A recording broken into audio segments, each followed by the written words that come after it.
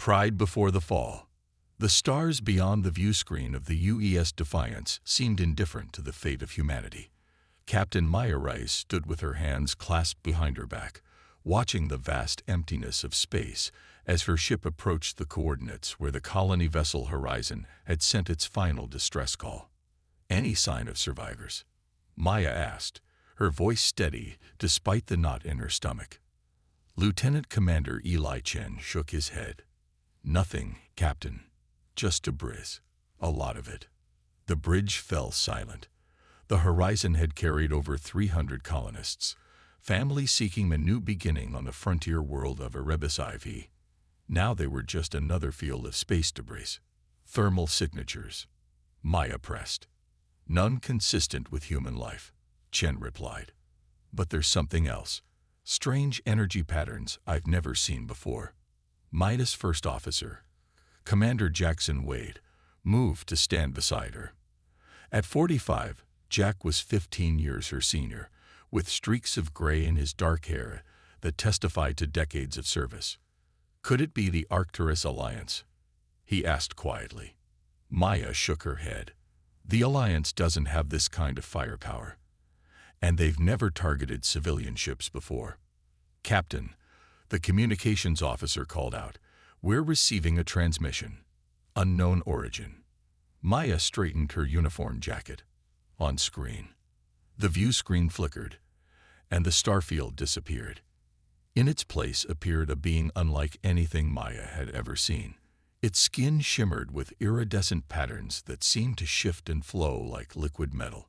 Its eyes were pools of swirling light, and its head was crowned with what looked like floating crystal shards that orbited like a bizarre halo.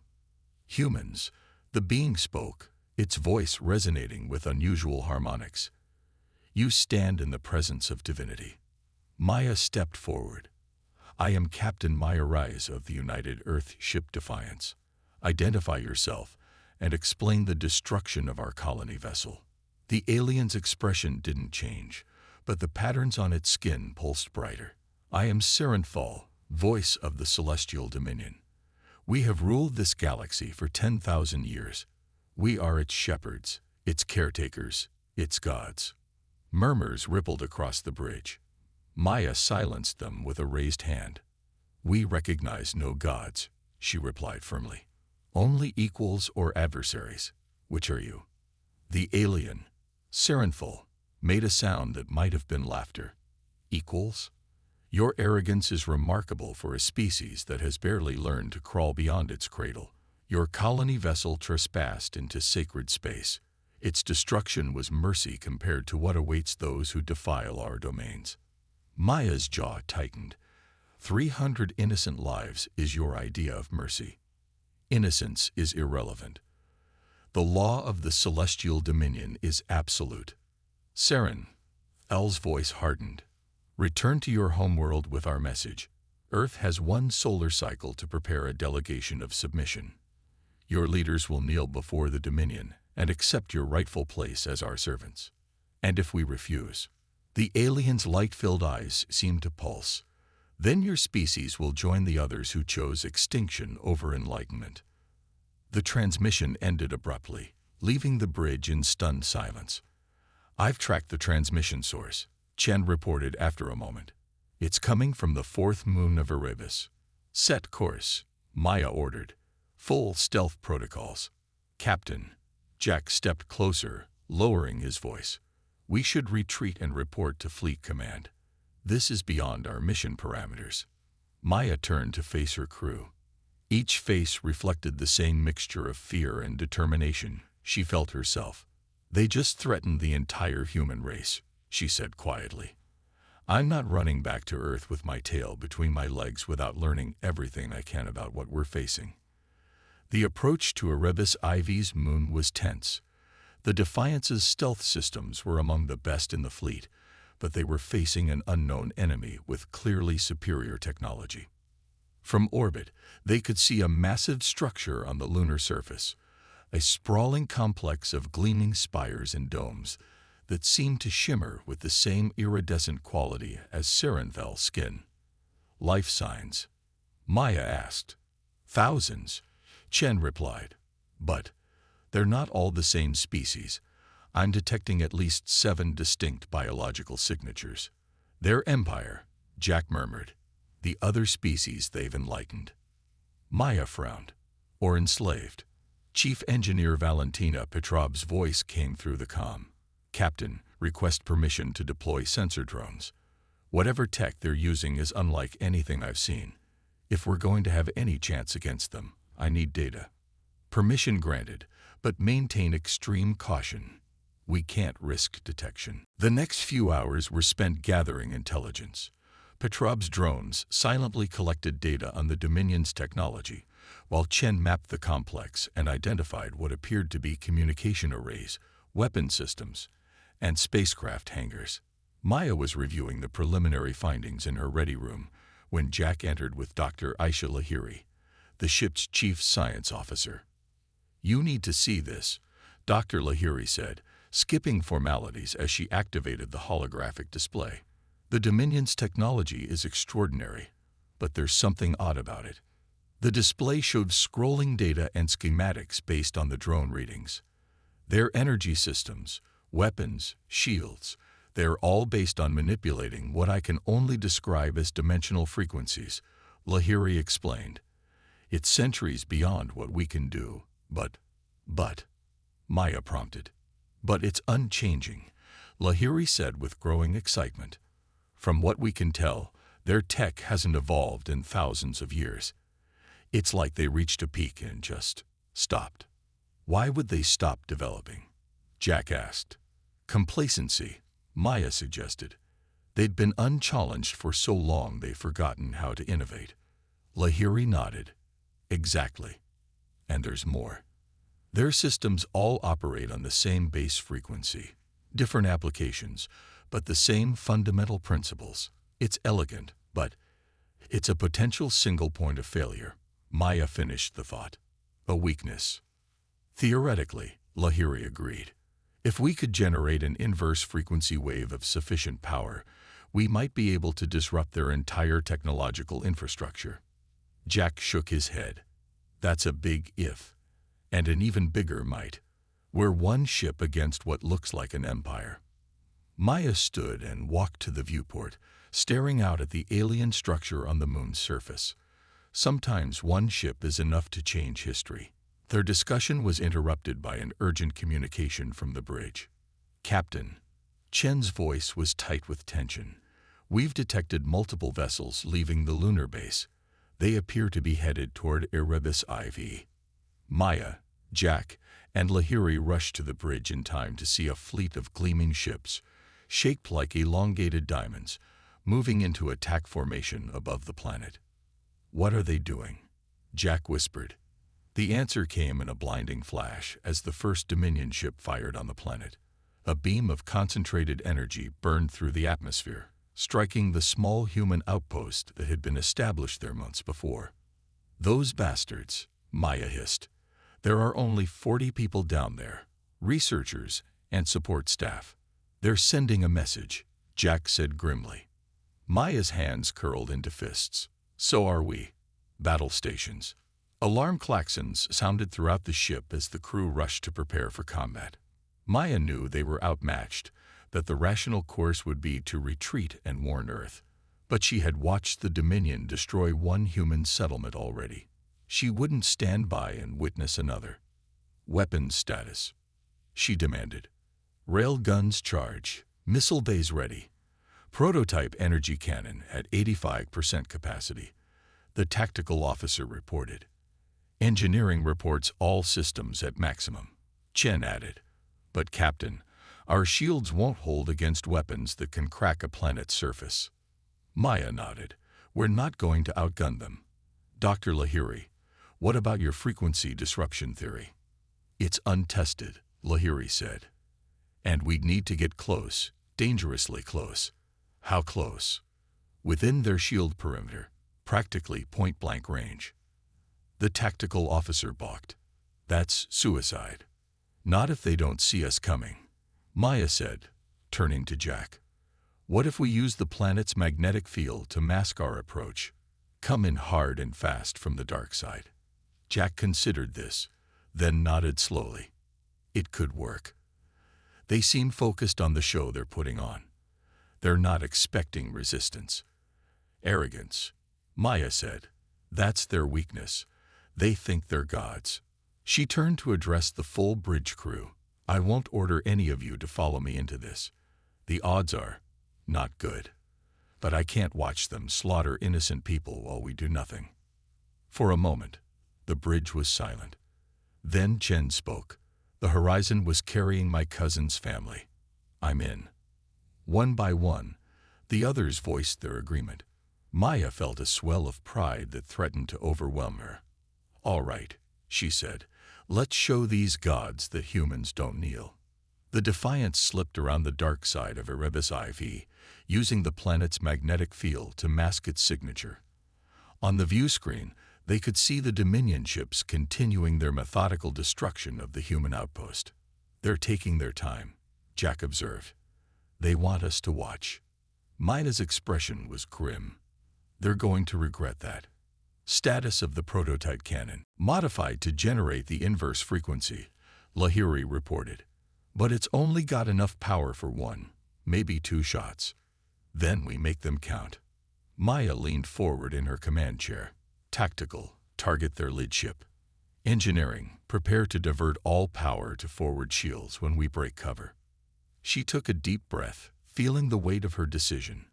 This wasn't just a battle for a small outpost. It was humanity's first stand against a force that threatened their very existence. Helm, on my mark. Now. The Defiance erupted from behind the planet, engines at full burn. The sudden appearance of a human warship seemed to catch the Dominion by surprise.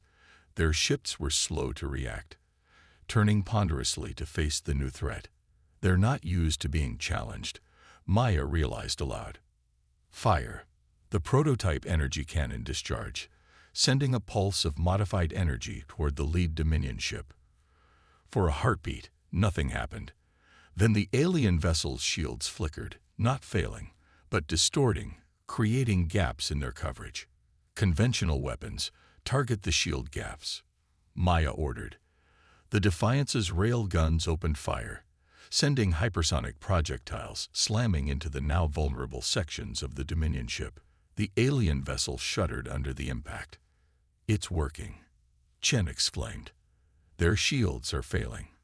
The Dominion ships were now fully aware of the threat, turning their weapons toward the Defiance. Golden beams of energy lanced out, striking the human ship's shields with devastating force. Shields at 60% and falling. The tactical officer reported. We can't take much more of this. Second shot ready, Lahiri called out. Fire. The prototype cannon fired again, this time at a group of 3 Dominion ships that had clustered together. The effect was even more dramatic. Their shields not only failed but seemed to collapse inward, creating a feedback loop that damaged the ships themselves. One of the alien vessels exploded in a brilliant flash of light and energy. The other 2 spun out of control, their systems apparently compromised. A cheer went up from the bridge crew, but Maya knew they had only bought a moment's advantage. The remaining Dominion ships were adjusting their positions, spreading out to prevent being caught in another cluster attack. Captain, we're being hailed, the communications officer reported. On screen, Sirenthal appeared, but the serene confidence was gone from its expression. What have you done? It demanded, its voice vibrating with rage. How dare you strike at divinity? Maya stood tall. You're not gods. You're just bullies who've gone unchallenged for too long. And now you've picked a fight with the wrong species. You will pay for this blasphemy. Sirenthal hissed. Your ship will be destroyed. Your world will burn. Your species will be erased from memory. Maya leaned forward. You'll have to survive today first. The communication cut off, and the remaining Dominion ships began to move in perfect formation, surrounding the Defiance. They're coordinating their attack, Jack warned. We won't survive a concentrated barrage. Maya knew he was right. They had bloodied the enemy's nose, but the Defiance was outnumbered and outgunned. The prototype cannon was depleted, and their conventional weapons weren't enough to take on the entire fleet. But as she watched the Dominion ships move, she noticed something. "They're all maintaining the same distance from each other," she said. "Perfect symmetry." "Why?" Dr. Lahiri studied the tactical display. The frequency disruption. It affected ships that were close together more severely. "They might be worried about cascade failures. Or they're just rigid thinkers," Maya suggested. 10,000 years without having to adapt. They follow patterns, protocols. An idea formed in her mind, a desperate one, but they were out of better options. "Helm, plot a course directly through their formation. Maximum speed." The helmsman looked back at her in shock. "Right through them. They'll cut us to ribbons." "They'll try," Maya agreed. "But they'll have to be careful not to hit each other. And if Dr. Lahiri is right about their concerns over cascade failures," Jack caught on, "they'll have to break formation to avoid shooting each other. It could give us a window to escape. If we survive the crossfire," the tactical officer muttered. Maya met each of their gazes. "I said from the beginning, this was volunteer only. If anyone wants to abandon ship, now's the time." No one moved. "All right then," Maya said, settling back into her command chair. "Helm, on my mark. Engineering, give me everything you've got. Let's show these gods what humans are made of." Maya turned from the viewport to face her first officer. "We keep exploring, keep learning, keep adapting. It's what we do best." Outside the station, Earth hung like a blue jewel against the blackness of space, home to a species that had just announced its presence to the galaxy in the most dramatic way possible. Not as supplicants or servants, but as equals. As humans, the beings who called themselves gods had learned an important lesson. Divinity was no match for humanity's indomitable spirit and endless capacity for adaptation. And in the vastness of space, that lesson would echo for millennia to come.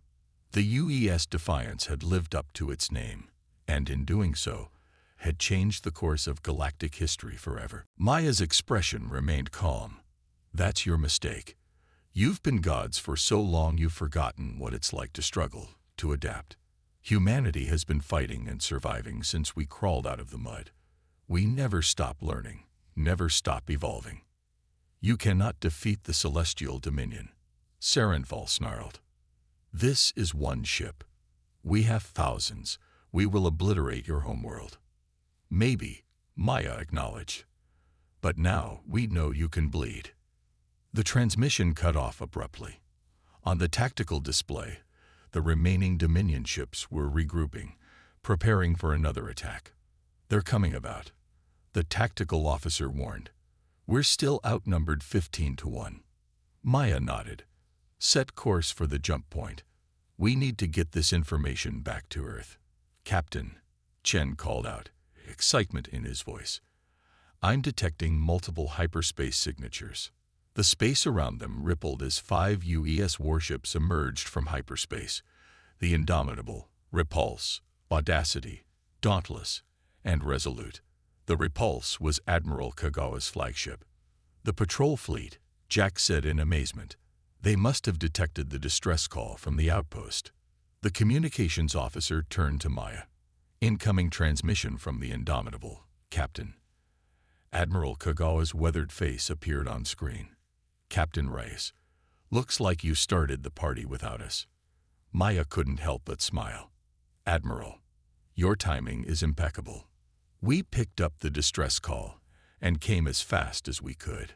Kagawa's expression grew serious. "What exactly are we dealing with here?" "They call themselves the Celestial Dominion," Maya replied. "They claim to be gods, but they bleed just fine. We've identified weaknesses in their technology. My science officer is transmitting the data now." Kagawa nodded. "Good work. Form up with the fleet. Let's show these gods what humanity can do when we work together." The Defiance moved to join the human fleet, taking position behind the larger battleships whose shields were still at full strength. The Dominion vessels, still reeling from the cascade failures, seemed hesitant to engage the reinforced human forces. "Admiral," Maya said, they're vulnerable to frequency disruption attacks. If we could modify the fleet's weapons. Already on it, Kagawa replied. Your data packet was most illuminating. All ships are recalibrating as we speak. The human fleet moved into attack formation, spreading out to avoid the clustered pattern that had proven so disastrous for the Dominion ships. It was a stark contrast. The rigid, symmetrical formation of the aliens versus the fluid, adaptive positioning of the human vessels. The Dominion ships are powering up weapons, Chen reported. Let them fire first, Admiral Kagawa ordered. Let's see what they've got. The Dominion fleet released a barrage of golden energy beams, striking the human ships with devastating power. But the UES vessels held their ground, their shields temporarily reinforced against the specific frequency of the alien weapons. Return fire, Kagawa commanded. All ships target their shield generators with the modified frequencies. The human fleet unleashed a coordinated assault, their weapons calibrated to exploit the weakness Dr. Lahiri had discovered. The effect was immediate. Dominion shields flickered and failed under the targeted attack.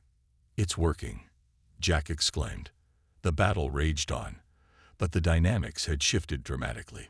The Dominion ships, accustomed to overwhelming their opponents with superior technology, found themselves outmaneuvered by the smaller, more agile human vessels. And with each passing minute, the humans adapted further, refining their tactics based on the aliens' responses. They're breaking formation, Chen observed. 3 ships trying to retreat. Don't let them escape, Maya urged. If they get back to their base, they'll adapt their systems. Admiral Kagawa seemed to agree. All ships, pursuit pattern Alpha. Don't let them regroup.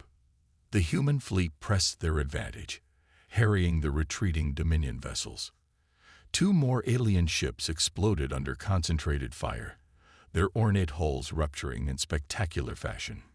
Captain, the communications officer called out, we're being hailed by the Dominion command ship. They're requesting terms. The bridge fell silent. Maya exchanged a glance with Jack. Terms, she repeated. They want to negotiate. It appears so, the communications officer confirmed.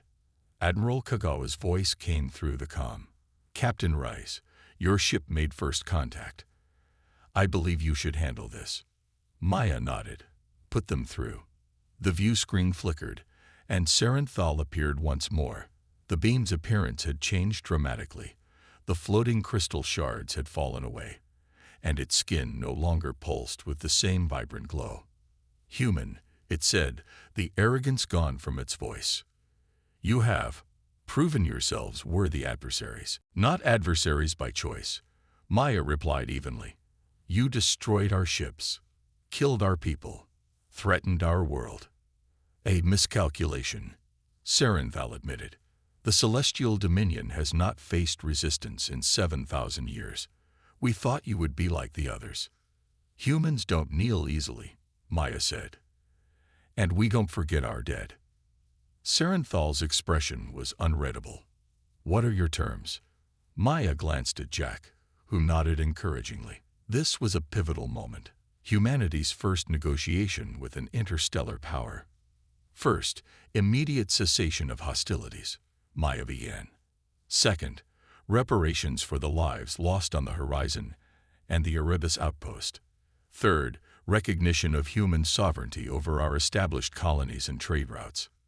And in return, Sarenthal asked, we don't dismantle your empire piece by piece, Maya said simply. We share what we've learned about your technological vulnerabilities with our allies. Trust me, you don't want that information spreading across the galaxy. Sarenthal was silent for a long moment. The Dominion has never negotiated with lesser beings. Then it's time you started, Maya replied, because we're not going anywhere. Another pause, longer this time. Then, your terms will be considered. A delegation will be sent to your world within 1 lunar cycle. Not to our homeworld, Maya countered. Neutral territory. The Proxima station at the edge of our system. As you wish, Saranthel's form seemed to diminish somehow. The gods have much to contemplate. You're not gods, Maya said quietly. That's the first thing you need to understand if we're going to coexist. You're just another species like us. Advanced, yes. Powerful, certainly. But not divine. The alien's expression shifted in a way Maya couldn't interpret. Perhaps perspective is relative. We shall meet at your Proxima station. Prepare your diplomats. The transmission ended, leaving the bridge in thoughtful silence. Admiral Kagawa's face reappeared on the screen. Well done, Captain. I doubt that's the last we'll hear from them, but you've bought humanity some breathing room. And shattered their myth of invincibility, Jack added. No small accomplishment. Maya nodded, but her expression remained grave. We've won a battle, not the war. The Dominion has ruled this section of the galaxy for thousands of years. They won't give up their divine status easily. But they're bleeding, Chen pointed out. Everyone in the galaxy will know it soon. And we'll be ready if they come back looking for revenge, Maya agreed. She turned to the view screen, watching as the remaining Dominion ships limped away. Set course for Earth. We have a lot to prepare for. 3 months later, Maya stood at the observation deck of Proxima Station, watching as the sleek diplomatic vessel from Earth docked alongside the ornate Dominion ship. The contrast was striking. Human pragmatism against alien grandeur. Jack joined her at the viewport. The negotiating team is ready. Ambassador Cheng is leading the delegation. Good choice, Maya nodded. She doesn't intimidate easily. None of us do, apparently, Jack said with a wry smile. The Admiralty's still talking about what you did at Erebus, taking on an alien armada with one ship. Maya shrugged. It wasn't supposed to be a battle, just reconnaissance. That went well. They shared a quiet laugh, then fell silent, watching the proceedings below. Already, representatives from 3 other species had arrived at the station, former subjects of the Dominion now seeking their own negotiations with the empire that had claimed godhood. We've changed the balance of power, Maya observed, for better or worse. For better, Jack said firmly. No species should claim divinity over others.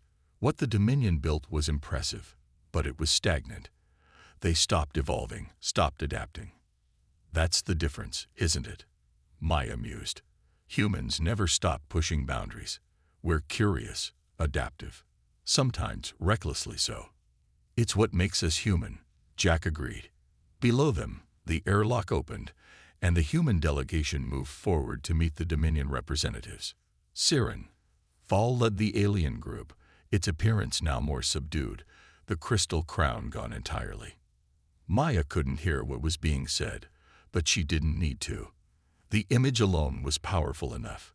Humanity standing as equals with beings that had claimed godhood just months before. What do you think happens next? Jack asked. Maya considered the question. They'll negotiate. They'll posture. They'll try to recover what they've lost. But it won't be the same. The galaxy has seen that they can bleed. And humanity. What happens to us? As the Defiance accelerated toward the enemy formation, Maya felt a strange calm settle over her. They might not survive this encounter, but they had proven something vital. The Celestial Dominion wasn't invincible. They had weaknesses. They could be hurt. And if the Defiance managed to escape, Earth would know exactly what they were facing. Humanity would be ready. Mark. The ship surged forward, engines screaming, directly toward the heart of the Dominion fleet. The final confrontation with the self-proclaimed gods had begun. The gods can bleed. The UES Defiance hurtled toward the Dominion formation at maximum velocity, a lone human ship charging into the teeth of an alien armada. On the bridge, Captain Maya Reyes gripped the arms of her command chair as the enemy vessels loomed larger on the view screen. Incoming fire, the tactical officer shouted. Golden beams lanced out from the Dominion ships, but just as Maya had predicted, their perfect formation limited their firing solutions. Several shots went wide as the aliens tried to avoid hitting their own vessels. Evasive pattern Delta. Maya ordered. Make them work for it. The Defiance rolled and pitched, its inertial dampeners struggling to compensate for the violent maneuvers. A beam grazed their shields, sending tremors through the hull. Shields at 42%, Chen reported. Another direct hit, and we're done. Maya nodded grimly. Time to threading the needle. Helm, full power to the main drive. The ship surged forward, aiming for a narrow gap between two Dominion vessels. It was a dangerous gambit. If the alien ships didn't move, the Defiance would crash directly into them. They're adjusting position, Jack observed, tension evident in his voice. They're trying to close the gap.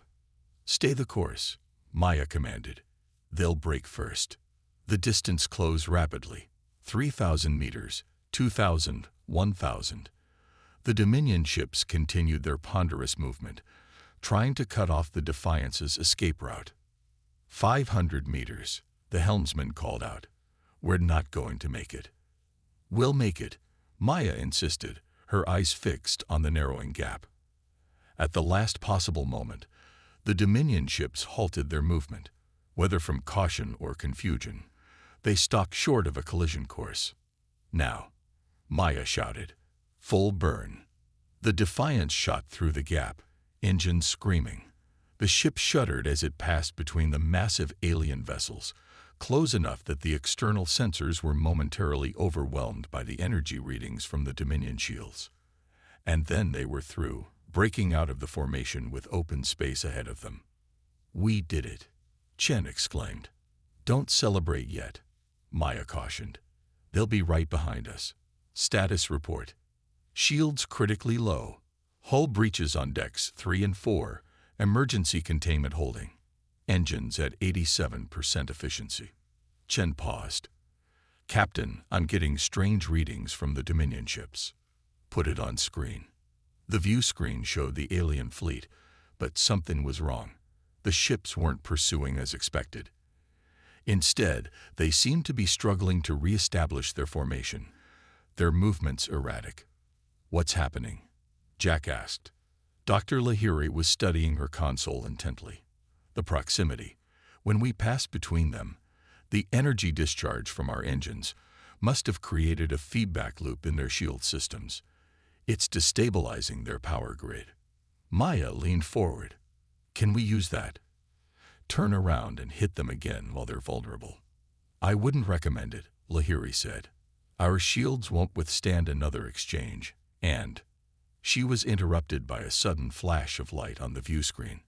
One of the Dominion ships had exploded, its destruction sending a shockwave that rocked several nearby vessels. Cascading failure, Lahiri breathed. Just as I suspected. Their systems are too interdependent. One failure is triggering others. They watched in awe as a second, then a third Dominion ship succumbed to the chain reaction of failures. The remaining vessels were now firing wildly, not at the Defiance but at their own companions, trying desperately to destroy the failing ships before they could trigger more cascades. They're shooting their own ships, Jack said in disbelief. Cutting their losses, Maya replied, preventing the contagion from spreading. The communications officer spoke up. Captain, we're being hailed again. On screen. Sirenthal appeared, but the serene, godlike composure was gone. Its iridescent skin pulsed with erratic patterns, and the crystal shards orbiting its head moved in chaotic trajectories. What have you done? It demanded, its voice distorted. This is impossible. You are nothing. Primitive creatures barely worthy of notice.